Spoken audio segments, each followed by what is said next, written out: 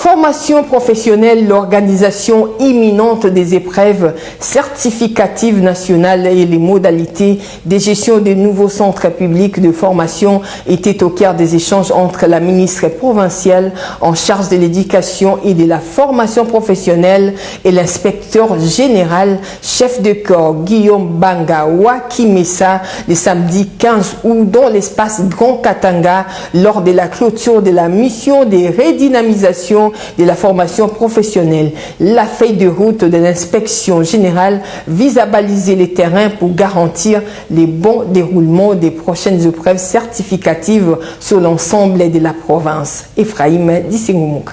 La mission de redynamisation de la formation professionnelle dans l'espace Grand Katanga s'est achevée avec succès dans la province du Lualaba. Après une première étape dans le Haut-Katanga, l'inspecteur général de la formation professionnelle, chef de corps Guillaume Banga Wakimesa, a bouclé son itinéraire à Kolwezi. Cette tournée officielle s'est conclue par une audience stratégique accordée par la ministre provinciale en charge de l'éducation et de la formation professionnelle, Kassela Kainda Pichu.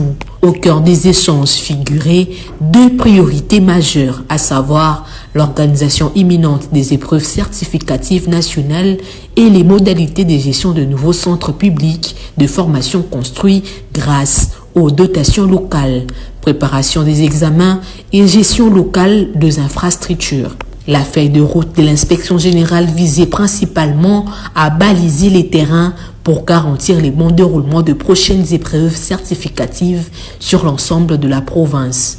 Parallèlement, la délégation a planifié l'appropriation par les autorités locales de nouveaux centres de formation professionnelle. Ces infrastructures modernes de l'État, érigées dans le cadre des dotations, passent désormais sous la tutelle et la gestion directe de l'exécutif provincial du Lualaba. En fait, nous sommes venus boucler notre mission au Katanga, une mission qui a commencé dans le Haut-Katanga. Et cette mission nous a menés à Kolwezi. Il a été demandé à ce que dans l'équipe, nous puissions venir préparer la tenue des épreuves certificatives nationales qui vont alors avoir lieu bientôt. Et aussi, il a été question que nous puissions baliser le terrain de l'appropriation de centres de formation professionnelle publics construits dans le cadre de la DOT.